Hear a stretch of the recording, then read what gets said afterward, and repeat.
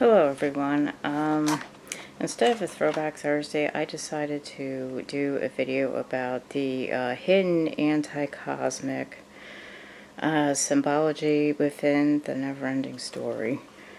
Those of you who grew up in the 80s, people like me, I mean, this was probably one of my favorite films. There is another video on YouTube. I will leave a description if you want to watch it. It's by a different channel. He kind of goes into some of it too. Not so much the anti-cosmic angle of it, but a lot of symbology, including the Ouroboros necklace, and of course the whole Empress symbology and all that. So I'm not really going to focus a whole lot on just about everything, but to start, so A Never-Ending Story was written by Michael Ende.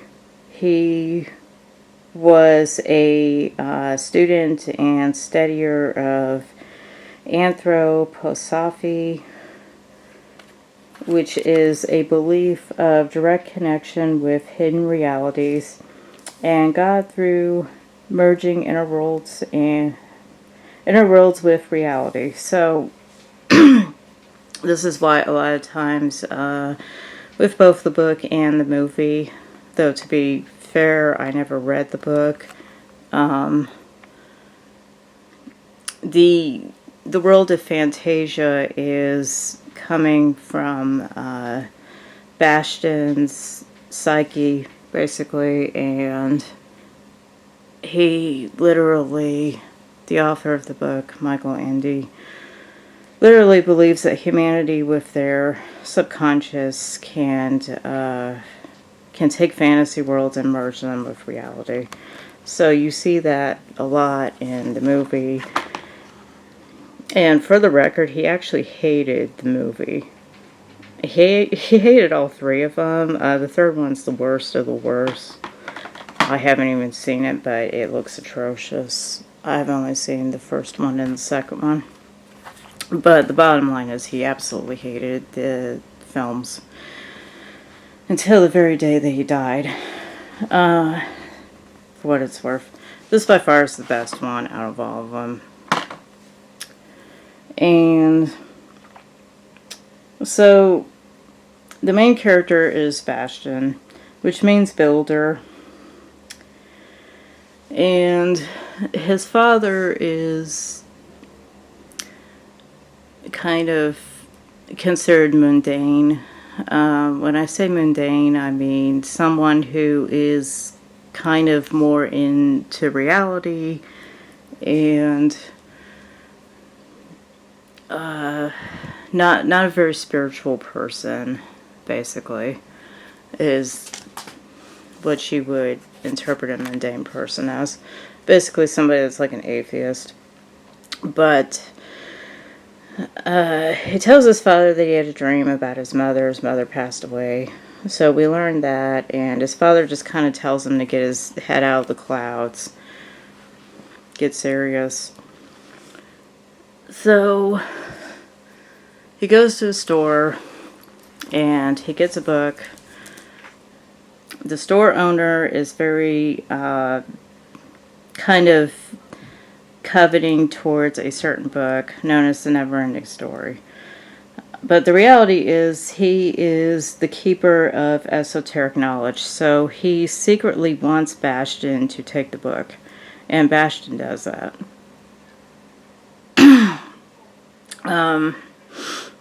So Bastian skips out on a class about mundane things such as math and basically barricades himself up in the attic so that he can read the book at the school there. And immediately we go into, as soon as he starts reading, we go into the Rockbiter, the Mad Hatter, and the troll with the bat. So there's a forest scene, and the rockbiter enters the forest scene, and he states that there is something known as the Nothing, which is the antagonist of the story. Immediately, we get the different directions of the elements. So, within the anti-cosmic system, Rockbiter is north, because he says he's from the north, which is Earth. On the left side, Earth is associated with Belial, so the Black Earth. And then the Mad Hatter with the snail comes from water, which is the west. And water is associated with Leviathan. And then the troll comes from the south, which is fire, which is associated with Lucifer. I mean, it's debatable if you're going by the classic, I want to say, like, even like classic Luciferianism, it would actually be Satan. But because this video is about anti-cosmic, we're just going to say it's Lucifer. And then the tower, which they are headed towards, is associated with air, which is the east. And the east is associated with Beelzebub. Now, I would like to point out the symbology of the tower is actually very interesting. The tower in the tarot deck is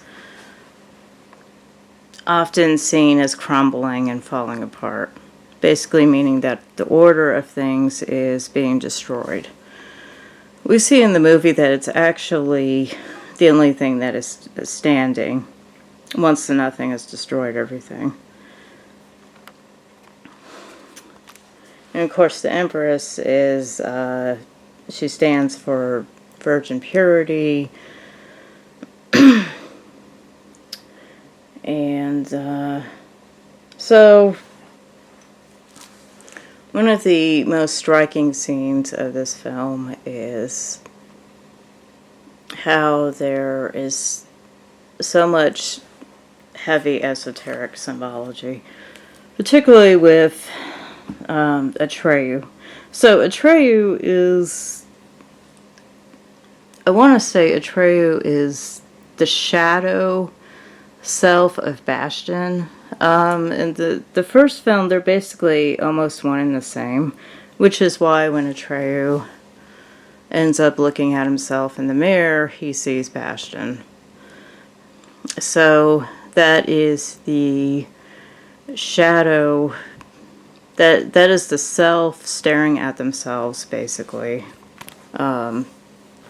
If you go into Clip-Off, for example, you have to stare at yourself in the abyss, basically. So that scene alone is basically the character confronting his true self. And he's kind of, they're the shadow. Bastion's other half is basically in Fantasia. We notice that Bastion likes Native Americans, for example, which is one of the reasons why Atreyu shows up as a Native American type of character.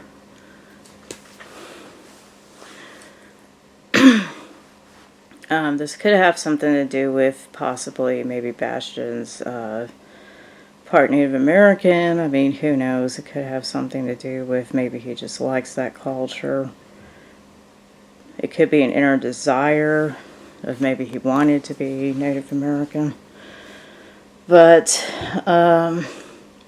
we also get the symbology of the wolf in there, Gemork.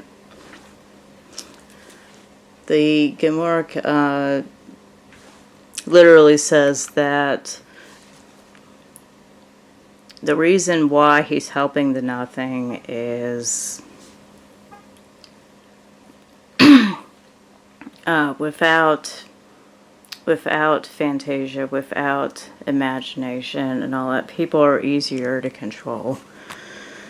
So there's a scene where Atreyu goes into a room and there's depictions of the past, present, and future.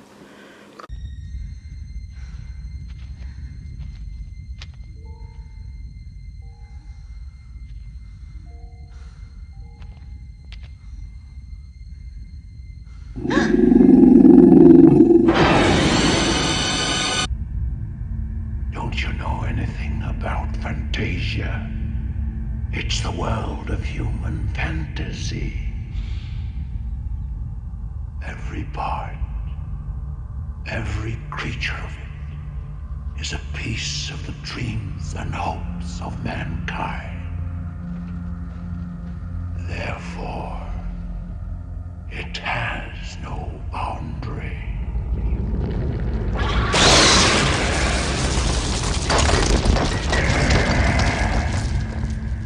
But why is Fantasia dying then? Because people have begun to lose their hopes and forget their dreams. So the nothing grows stronger. What is the nothing? It's the emptiness that's left. It is like a despair, destroying this world. And I have been trying to help it. But why? Because people who have no hopes are easy to control.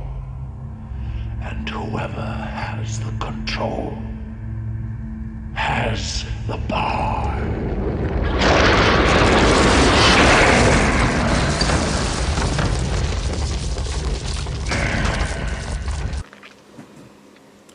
So there's all these depictions on the wall, and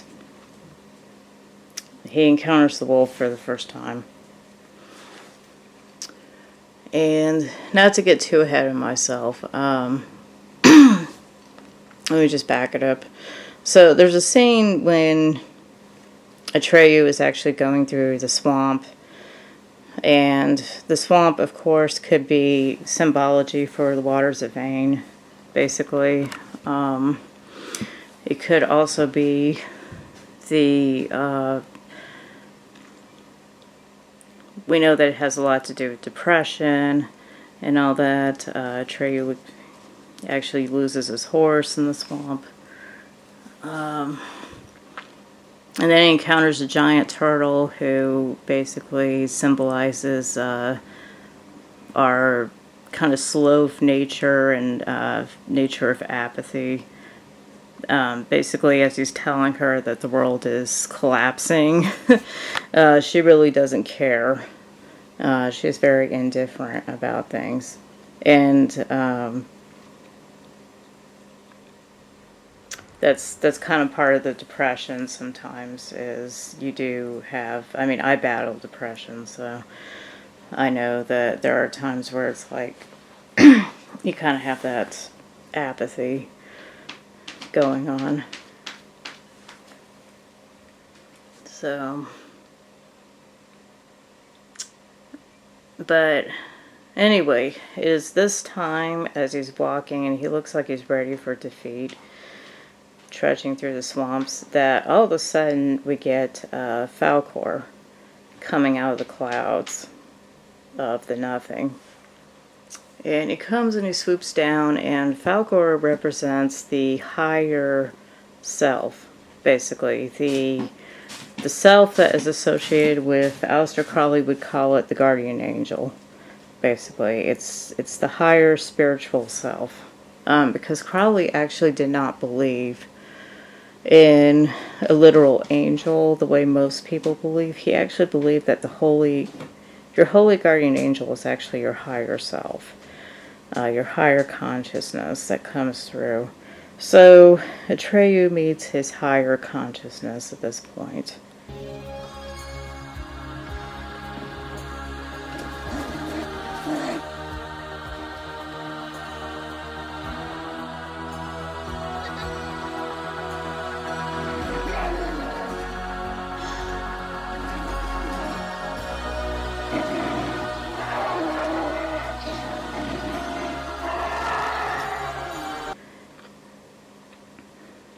And then we get to kind of the symbology behind the sphinxes. The sphinxes are a symbol of wisdom. They're associated with enlightenment. And the other guy that did the other video about Neverending Story esoteric symbology, he pointed out that they were like cherubs on the Ark of the Covenant. So he goes through a test where he has to make sure that he approaches the sphinxes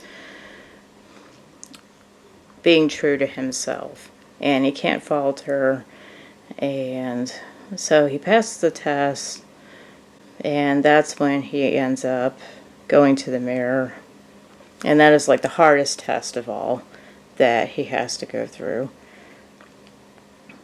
So after doing that, which we discussed, he sees his other half reading the book, and he suddenly realizes that he is the shadow self of Bastion, or Bastion is the shadow self of him.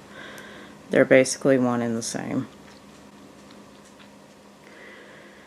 And there's a scene in the film where he and Falkor are flying through the sky, and you see there's an ocean. It's a sea of possibilities. The sea of possibilities kind of becomes the waters of Ain, which is the waters of nothing. So at that point, he becomes separated from Falkor. And it's there that he encounters the Rockbiter, who says that he had strong hands, but he couldn't even save his friends. And then that's when he enters the room with the past, present, and future depictions on the walls and encounters that wolf. Now, the wolf can represent our inner desire to be able to control people, to be king, to be lord of the land, and also the wolf is a symbol of the left-hand path. So the wolf is a symbol of being an outlaw in many ways.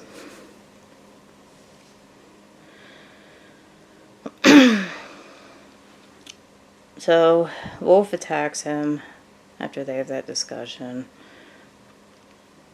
Atreyu slays the wolf. And the nothing at this point is completely taking over.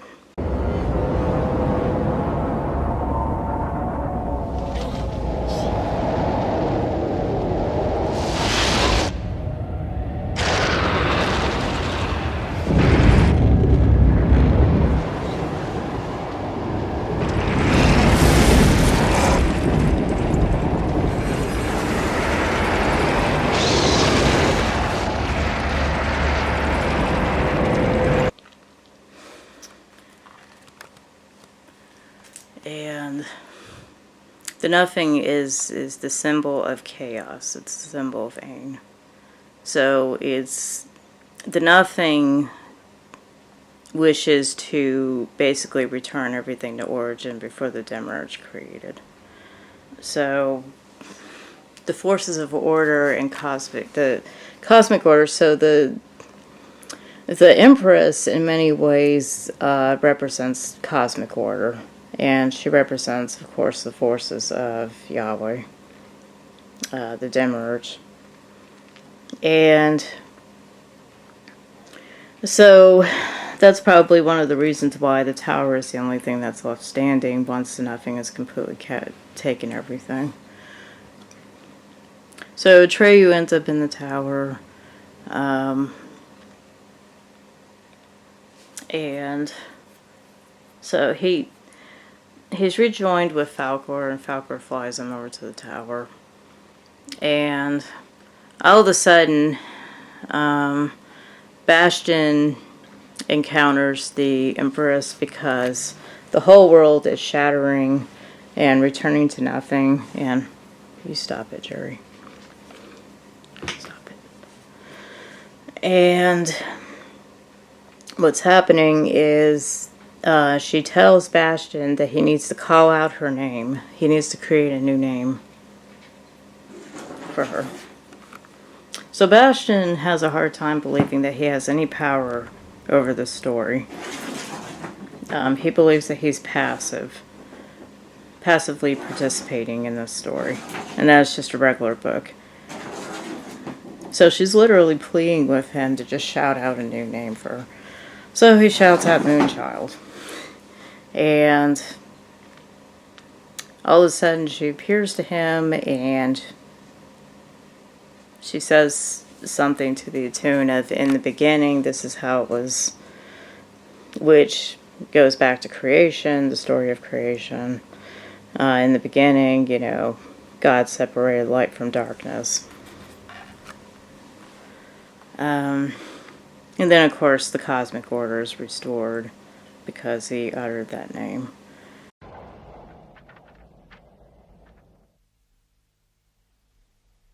Why is it so dark?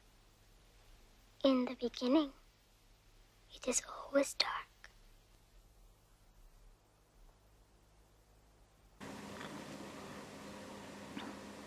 So my takeaway from this movie is, again, I'm not going to go through every single symbol in it. I will say this, the Ouroboros symbol, one snake is light, the other snake is dark on it. It's a symbol of we have both light and dark in us, basically. But my takeaway is this is honestly an amazing movie. It really is, and I just dug it out one evening and just decided to watch it again. I've always been into this movie. You know, I'm a child of the 80s, so this was kind of something that, you know, I was thinking about the nothing and the whole anti-cosmic symbology, so I just decided to kind of do a video about it. So I watched it, and it's still a great movie to this day. So, it is actually offered free on YouTube, as well as the second one. Not sure about the third one, but you probably don't even want to watch that one, to be honest with you. It's really not worth it. The second one was kind of necessary because the book, you know, from what I've heard, I never read the book, unfortunately, but from what I've heard, the plot in the book kind of goes into this, what the second movie was. So they were kind of necessary. But the third one I don't think has anything to do with the book. I think that was just made up, you know. But, and sadly, Disney bought the rights to Neverending Story, so they're talking about a reboot, and yeah, I mean, you're going to go from cool animatronic, you know, puppets to obnoxiously CGI stuff. My only hope is when people see the reboot, they go back to the original. But anyway, I just want to say, you know, great film, and if you like this video, hit like and subscribe. Thank you.